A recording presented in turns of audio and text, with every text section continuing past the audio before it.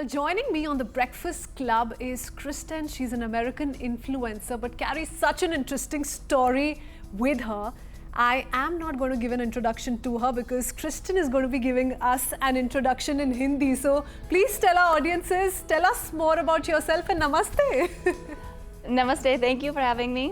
मेरा नाम क्रिस्टन है, मैं अमेरिकी हूँ मगर मैं 4 साल से भारत में रह रही हूँ। मैं और मेरी पति की 4 बेटियाँ हैं और हमारी वेब डेवलपमेंट का बिजनेस है। Wow, that's a lot of great Hindi in one sentence. Kristen, let's begin with your story. You know, husband's running a business in India, but what drew you to India? Why did you decide to settle in India and work from India? Well, we actually did some traveling when we were first married.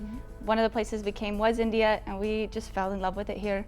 And we knew we wanted to start our own business one day, and doing some research about it, we found that India is actually a really good place to start business.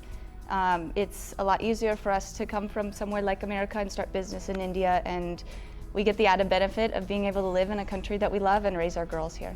Lovely. And this was 2018. 2018 is when you first traveled to India, is that First right? came here in 2017. 2017, lovely. And 2021 is when you finally moved here. Yep. Oh, great. Lovely 4 years it's been for you, right? It's been great.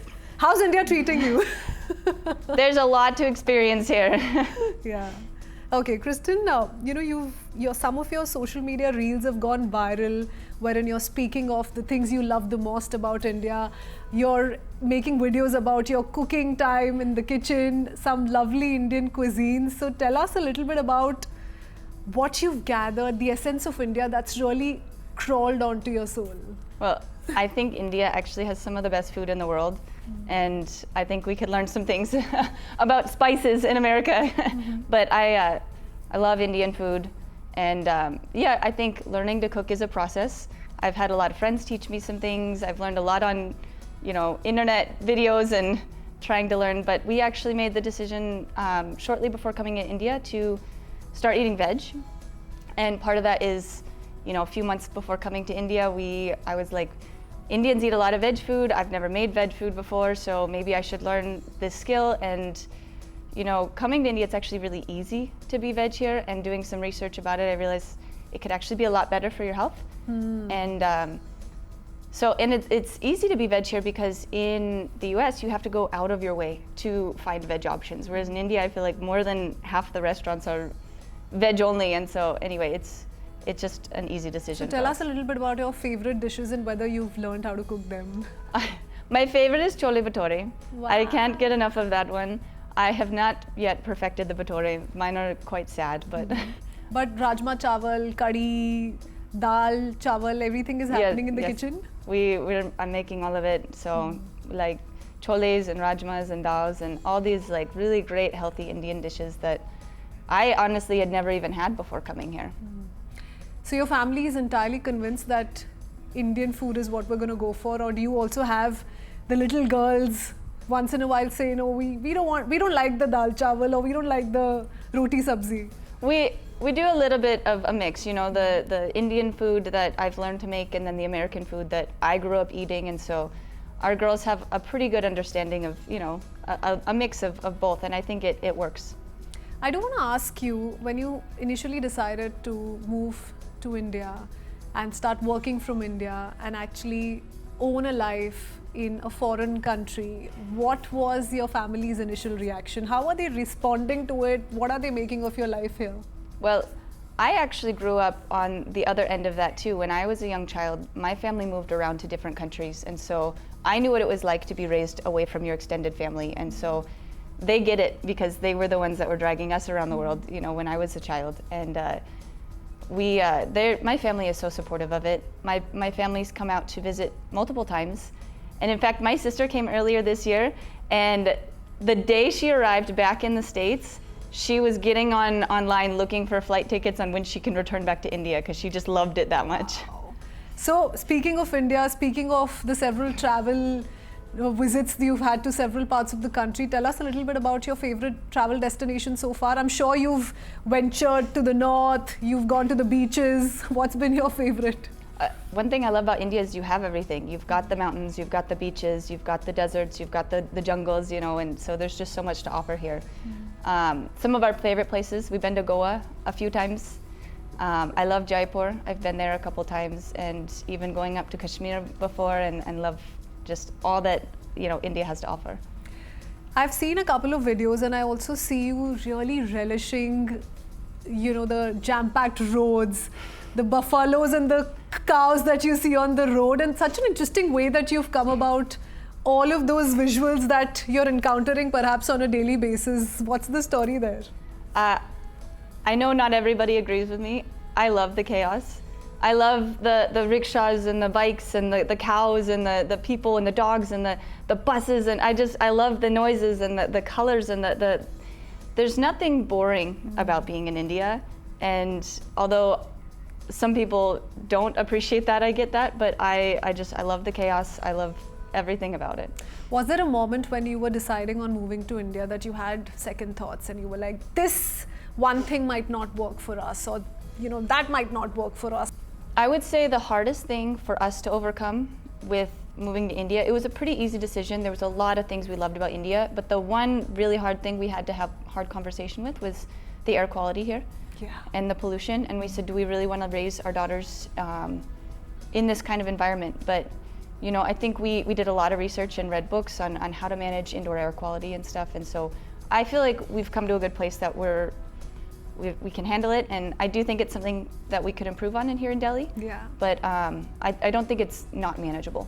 In fact, on the Breakfast Club, we've had several such important decisions on how, in the long term, we can really overcome this air pollution menace in the national capital, especially. So really, fingers crossed on that. But you're right, there are a lot of people who, in fact, especially peak pollution months, travel to the US, or if they do have an option to stay with their kids in the United States, that's what they opt for. So it's the other way around for you. So that's splendid in itself.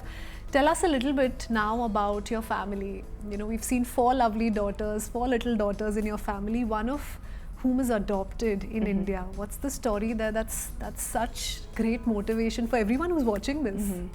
We moved to India with 2 little girls, and now we have 4. So we've gained a good family here in India. But my youngest was actually born here in Delhi, and then we adopted a little girl from India. And this is something that we've always wanted to do. Even before my husband and I were married, we had said, we want to adopt. I don't think adoption is just as a last resort for people who can't have kids. I think adoption can be a choice to make a good life for a child that needs a family. So we already knew we wanted to adopt, even though we can have our own kids. And she has just brought so much joy into our life. People say to us all the time, how could you give up so much and sacrifice so much for this little girl? And in my mind, I don't think I've given up anything. I think I've gained so much. The amount of joy and what she's brought into our family is nothing compared to, like what we had to give up to go through the adoption. Adopting a special needs child, and with such a big heart, it speaks volumes of where you come from, Kristen. So thank you for being so wonderful. But let's get to the challenges. I'm sure moving to any new place comes with its own set of challenges. You've told us so many things that you love about India. Tell us what you've not liked so much. I don't love to dwell on the negative. I don't know if it would be the most respectful. Challenges, maybe. Challenges, sure. Challenges.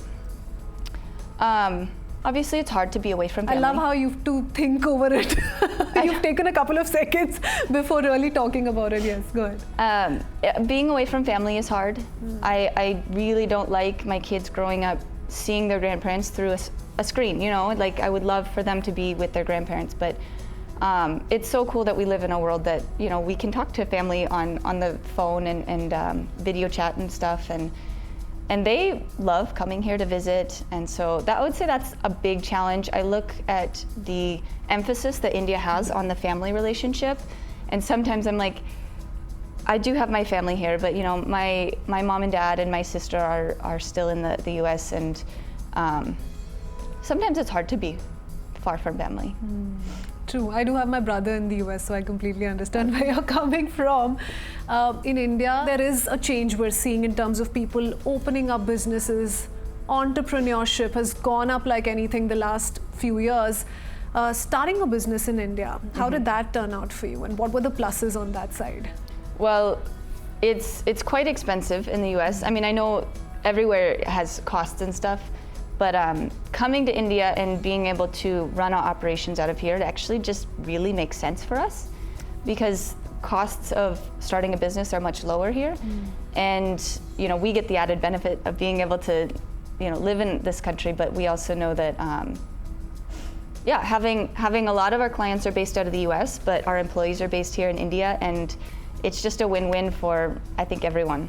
I loved hearing you speak in Hindi. So whenever you want to respond to me, you should come in and respond in Hindi. Feel free to do that. Tell me about how you found your ways through the daily chores that you have to go about in India. For instance, purchasing vegetables, fruits. How do you talk to the vegetable vendors? Matlab, give us a little bit of Hindi that you pull off there. I mean, shuru mein mushkil tha, because it was hard in the beginning with still learning Hindi, and it's a very, very humbling experience to learn a language. But how much time did that take? We studied Hindi formally for 15 months here in Delhi. Okay. So 15 months is a long time. It took a while. Yeah, it was long. But I mean, if you were to go to the US, you would have to learn English. So coming to India, it just makes sense to learn Hindi. I mean, except English is very much part of our curriculum. So it's true. We've not had to fight that much. Are your daughters also picking up Hindi?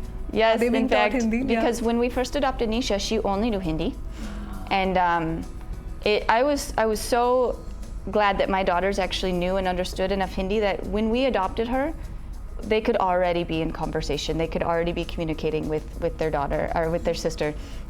And so it was just really cool to see. And my daughter even comes home and she is, reciting things she's learning in school, and she's got an Indian accent in some of the things she's saying. And I just am laughing when the first time she came home and she said, "Mommy, I'm thirsty," and it was so cute. Yeah, lovely.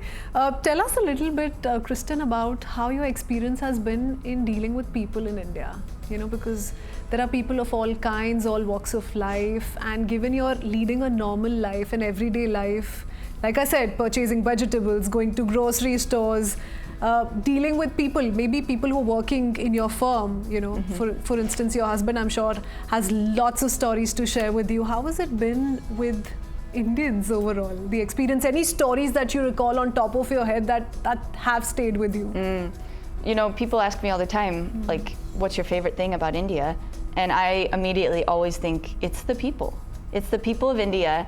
And I think the hospitality that I've experienced in India is not like anywhere else in the world. Like, I've been to many countries in the world, and India has so much love for guests, and they'll do anything. Like, I have so much trust in like my friends and neighbors that if I asked for anything, they would drop everything and help me. And I can't say the same for other places in the world. And so I love the people, and I think there's so much to learn from other people. And when you are stuck in knowing one culture and one people for your whole life, like I just think it's so. A lot of that is also changing in India. It's very family dependent. So from one family to the other, you'll see a lot of differences on how these practices really go on. But Kristen, I also want to ask you whether, of the experience you've had, 4 years plus a couple of months when you travel to India, would you say that people who say that foreigners are treated as outsiders, or there's a different lens that people typically use when they're engaging with them, when they're here in India, would you say that's wrong, of the experience you've had so far?